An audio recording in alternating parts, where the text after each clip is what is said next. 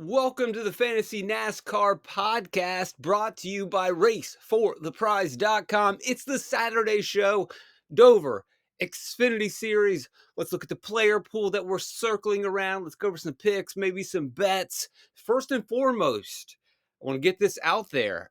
If you go to NASCAR.com, their average lap feed, I can't get it to work, so I'm expecting that no one else can get it to work. So the average lap time is probably not available, but if you have access to the Fantasy NASCAR spreadsheet at racefortheprize.com, $30 for May, I'll throw in Dover as well, and you can get the lap-by-lap data.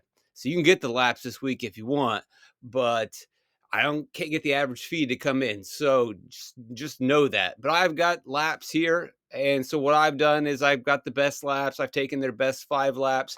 But again, if you have access, you can dig into every single lap and get a pretty good idea of what's going on. And we can average out their laps. Now you're like, oh, Brandon Jones, his average lap time only ranks 21st. That's because he went on a long run. If you go on a long run, your average lap time is going to be much worse than the guy who runs 5 laps. So you got to be careful with that. You really want to just dive in and look at the specific laps. You want to look at the raw laps to get an idea of that. So let's just quickly go over the player pool for the people that may not stay that long. I don't know how long I will go, probably long. Again, PayPal, Venmo, Cash App. You can leave super chats and a bunch of stuff. But if you want to get access to the sheets or maybe just want to give a tip, cool, awesome. So Ryan Truex, top of my board right now, projection-wise, checks all the boxes. Brandon Jones, I know it's always scary to play him. If he fades quickly, then we might be in trouble. But even if he does fade a little bit early, let's just think about this. Let's say Justin Allgaier takes the lead, but Jones is able to run in the top 5. He can scrape off enough fast laps at Dover if he can hang in the top 5 at his price and still work. It's scary. It's Brandon Jones. I get it. Justin Allgaier, Ryan Truex, probably going to be your 1 and 2 plays. It seems like Allgaier is going to be the first to really jump to the lead and have long run speed and score fast laps, but it may not be too long till Truex gets his way up there, and we can see these two guys battling throughout. I like Truex overall better. Allgaier right there, probably going to be 2 of your hogs and dominators. Carson Kvapil, man, looked great in practice. Talked about this in the live stream yesterday. And I talked about this earlier, I think Thursday morning, that I was intrigued by playing him because he simply has checked every box. And I'm not going to go into it too much because you've probably already listened to the previous podcasts. But throughout his career, he's doing everything he needs to do. The junior motorsports cars are fast. Jones is fast. Allgaier is fast. Kvapil has a fast car. And you could look back at that truck race, his first ever NASCAR main series run, and he had a 12th place finish at Bristol in a truck. So coming over to Dover, but also remember, he ran all day yesterday in the ARCA race, in the ARCA practice, and as I mentioned in the live stream, the ARCA cars are actually faster. So if you can hang on to an ARCA car, and he was competitive yesterday, ultimately Zilich gets the win. Awesome, man. Look at all this young talent in NASCAR. Gotta get excited. But yeah, I'm excited about Carson Kvapil. And then on top of that, he didn't qualify well, starting 26th. So that's going to be super chalky. Ryan Sieg, the seed cars are fast. Even the quasi-seed car in De Benedetto, which has connections, put down some pretty good lap times. Kyle Sieg put down, I believe, some pretty good lap times. I got to double check that. Let me see. Wait, not Kyle. Yeah, let me see. Let me see. Kyle, halfway decent. 25th overall, 23rd, 5 lapper. Yeah, so the Sieg cars are good. And Ryan Sieg is absolutely trending in the right direction after Texas.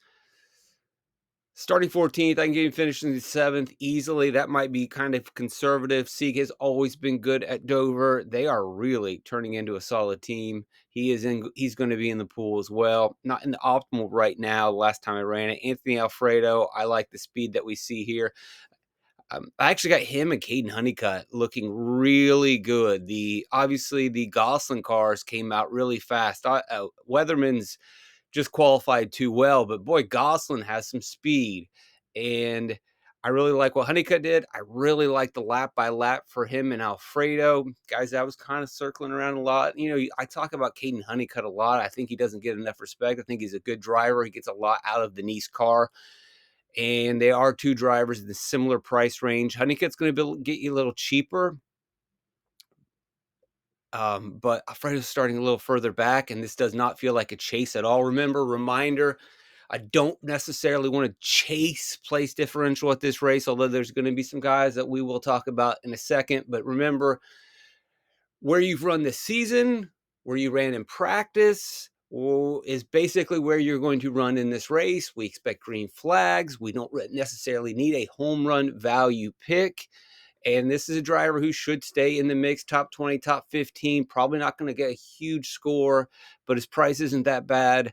I can see both of them getting up there. I'm giving an edge to Alfredo just simply because of the experience factor, but really could go either way. And I also think that we should, although the weather or the Gosling cars are really fast this weekend, overall, we look at the big picture. Generally, the hour motorsports cars are faster overall. And so I'd give a slight edge to Alfredo there. And, he is a guy that absolutely puts in a lot of the work. I don't want to give him too much. I don't know. Like he's running sims for these big teams. I don't think he's just running iRacing. He's putting in the work. So there's that.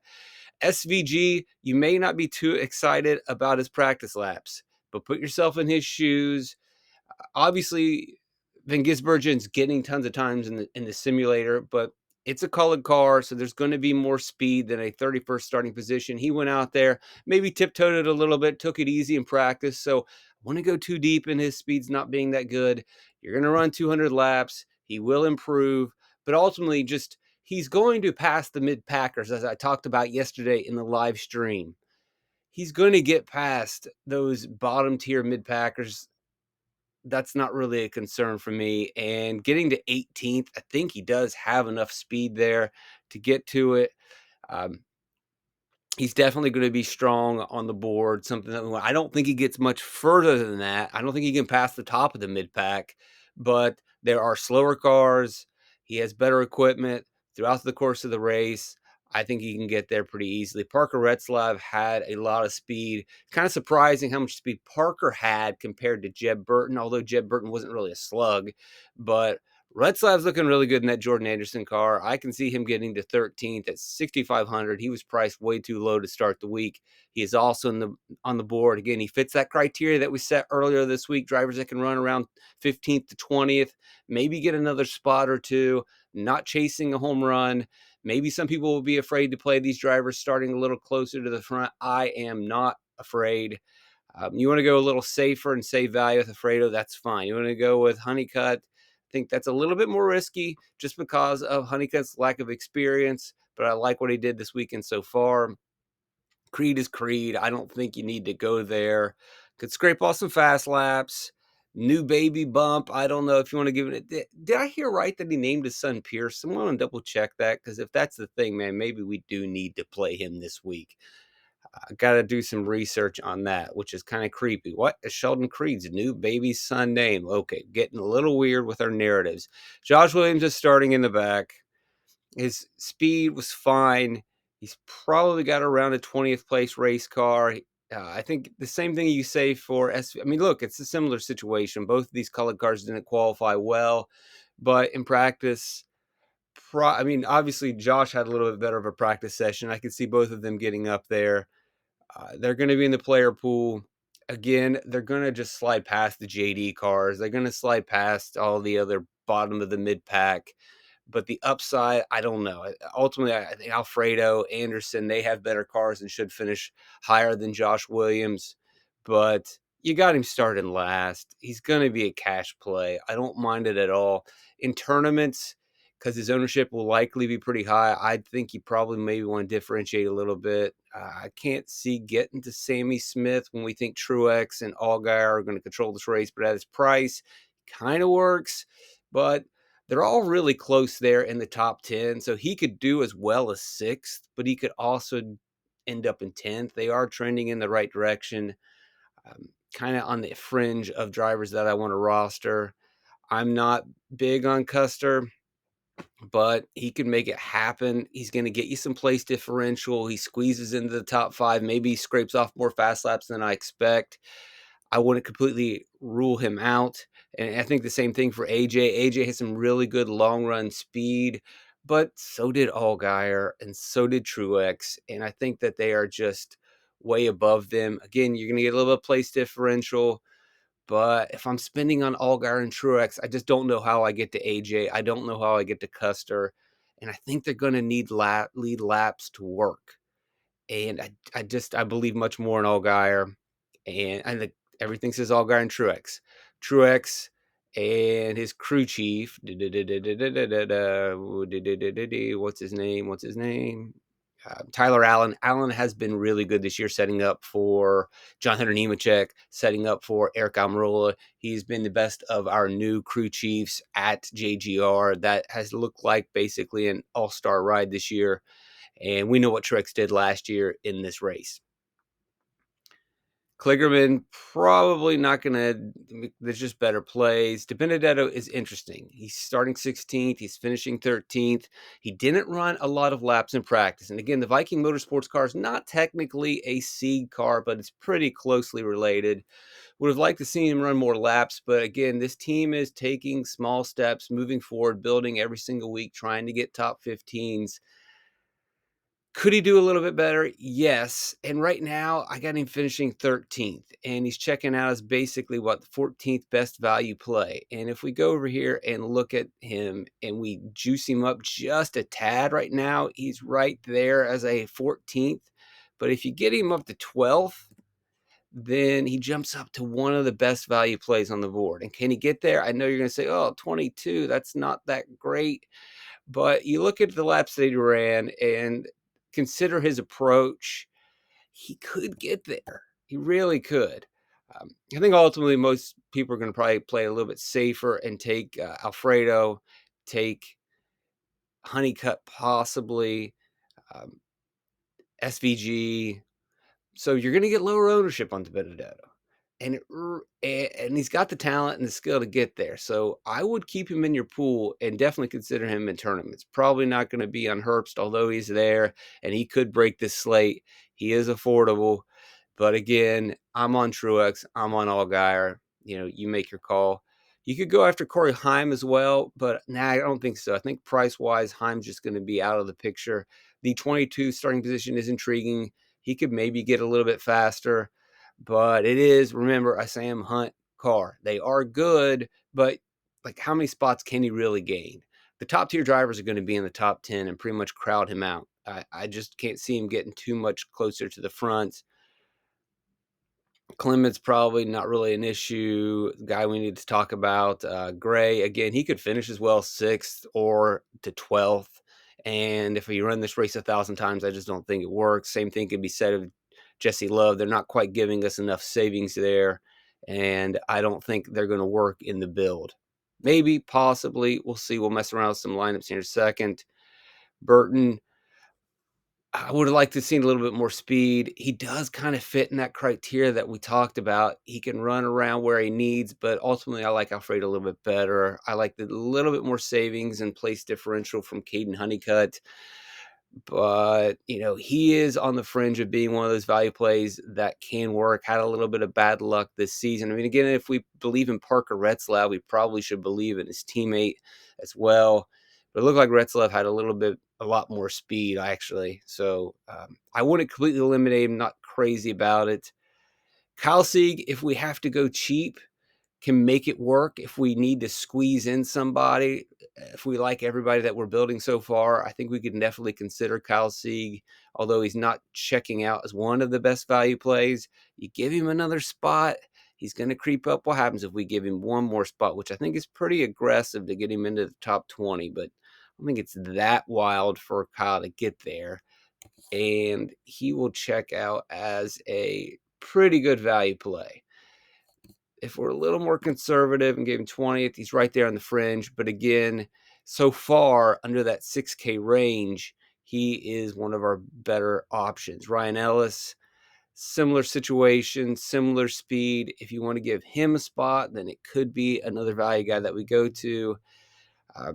Honeyman is interesting. So we've got him starting 28th. We got him super cheap. He's going to work if we have to go below 5K, which, again, if we're spending up on Allgaier, Truex, maybe also jamming in SVG and Josh Williams, and we're forced to go super low, and we got this just almost punt, and he's not completely a punt. The young cars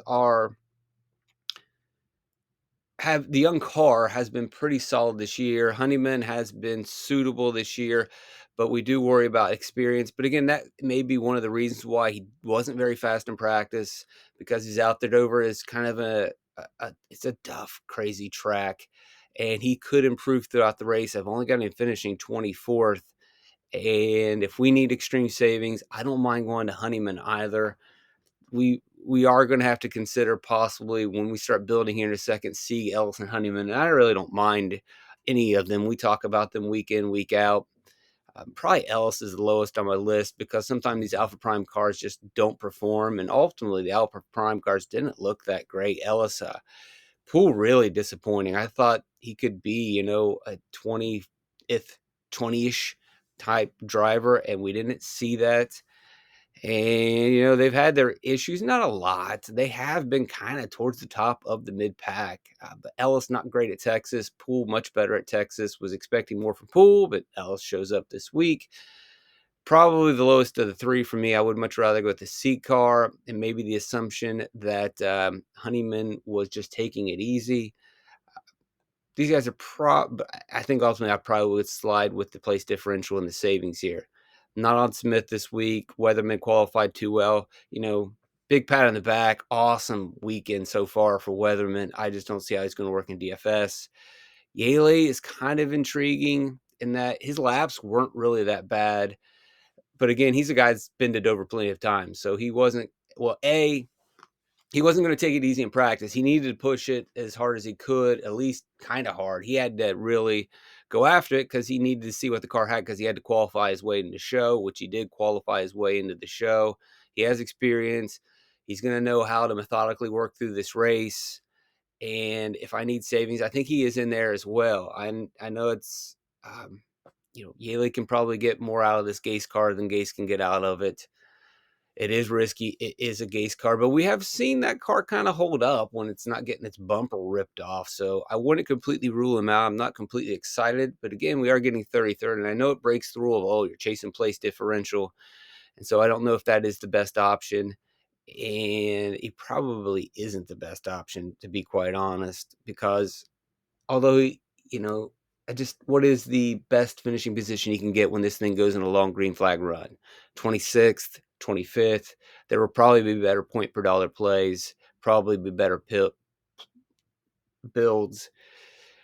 He's on the absolute fringe. Again, Sieg and Honeyman Ellis, probably a little bit better plays than JJ Yaley, but he is an option. Hill, I just don't see. Mayer, not the greatest practice session. Did rebound a little bit in qualifying. Not really. 20th. I just don't think he has the car this week. Poole, Star, these guys, I don't really want to chase the guys in the back. Deegan, you can make an argument that she's out there just taking it easy. But again, she doesn't look comfortable in the car this weekend. She doesn't look confident. I can't see her really passing a lot of cars and battling up front. She did have a solid Texas race until kind of an issue there at the end of the race, but I just can't see it. The rest probably not in. So let's go ahead and start building some lineups real quickly or slowly or whatever. So we'll slot in the two guys that we like the most. And we got 69 per. Let's go ahead and jam Quaplin. We like him. I know it's risky. You don't have to go there. I got 6,400 left. And let's go ahead and put in Alfredo. 6,300 left. And that means we're going to have to go with some savings. Let's go with Kyle Sieg to start out with our builds. a little bit more expensive. Honeyman's going to give us more flexibility. I can get to 68. That's not going to be enough for Josh Williams. That's not going to be enough for, and as always, I'm not going to put the full lineup on the screen because you know how I roll, but you can figure it out. Can't get there. You can get the honeycut, leave some money on the table. I don't necessarily like that build so much.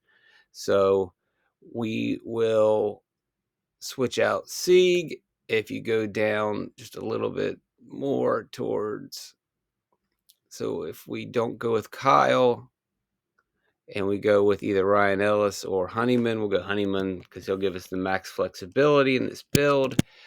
Then we go up to 7,800, and that opens up a lot of plays. Ryan Sieg is on the board.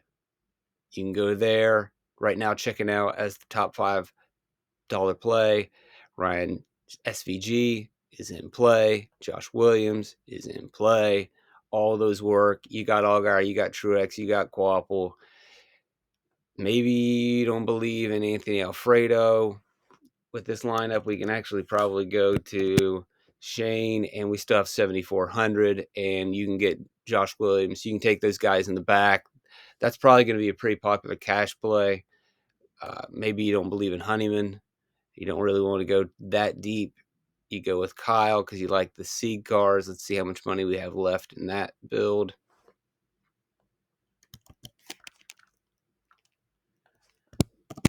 And you get 64, so you can't get up to Josh Williams, but you can't quite get to Matt DiBenedetto. That would be interesting. That's probably not a cash play, I wouldn't think. You can get to Jeb Burton. I'm not really that crazy about that play. So we need to save a little bit more. So if we take Caden Honeycutt and you believe in these Gosselin cars, that gets 6,200. Still not the savings that we need. So, whoops, don't want to do that. Let's take out Shane and we'll go with Josh. I got 6,500. I can get back into Kyle Sieg, I think, with that price. Obviously, I got 65. I can get Parker Retzlaff. I really don't mind that either. That's pretty interesting. May not necessarily be the best cash build. You've got Caden's kind of at risky. Parker's not, 100% a lock play. Josh Williams. I think still I like having these three as a core. And I don't even have Brandon Jones in here. Brandon Jones is checking out as number 2. Let's see if we can build a Brandon Jones lineup. I know I'm kind of all over. Well, let's stick a little bit with cash right now. If we're going cash, so if I'm going cash, can't have Quaplin twice. Let's throw in Honeyman. Honeyman or Ellis? Honeyman or Ellis? I'm going to go Honeyman. I don't know if that's necessarily a good cash build. But that gives us that 7,300 per, which is really helpful. And then I get the 2 guys. Yeah, I mean, that's pretty much a cash lineup. Actually, let's do, again, I'm kind of right back to where I was, but I just want to touch base on this because that's probably going to be the cash build. That gives me 5,300. And at 53, I can get Ellis. I can get Honeyman. I can't get Kyle. I don't really want to go to David Starr as a cash play.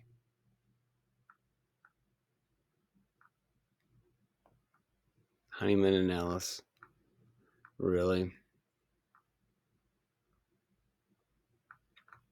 Is there any way I would change this around? Anyway, maybe you take out SVG in cash and you go with, I think, Alfredo probably, yeah. But you can't quite get to Kyle on that. And I don't think Kyle Sieg is necessarily a priority. That's kind of where I'm circling around. You're not going to go to Weatherman. Again, there it is, that JJ Yaley option. And I don't think that's terrible in cash lineups. I think that scores enough to get you over the hump. All right, let's do some tournament type builds. And for tournaments, trying to be a little different, I'm still going to stick with that 3 core, see what it looks like to put Jones in. And that gets me down to 5,600. I can take Honeyman and Sieg as my 2 value plays. Right. I can get the Ryan Ellis as well in that build. That's not bad either. 5,400. And I can also put in JJ Yaley. I don't mind that either. I think that looks like a pretty good lineup. Again, you're running the risk of Jones. So if we say that's just a little too risky, and you want to be a little bit more safe, then obviously SVG, Josh Williams are going to be guys that you want to go to. Let's do a Ryan Sieg lineup. If I take Ryan, I can get 6,100. That puts Caden Honeycutt in there. And I guess tournament-wise, I don't mind that at all. What else can we do in this lineup? 6,100. I want to see if we can build a De Benedetto lineup too. I can get Kyle. Plenty of money left on the table for those guys. Kyle Weatherman again, not on the board for us. Let's see if I can get a Ryan Alfredo, Anthony Alfredo in here. And 5,100. At 51, I can still get Ellis and Honeyman down here.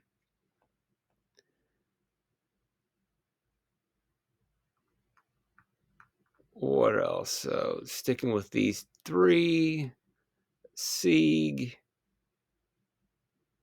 And I can even put in Josh Williams with a little bit more security there if you don't like Anthony Alfredo.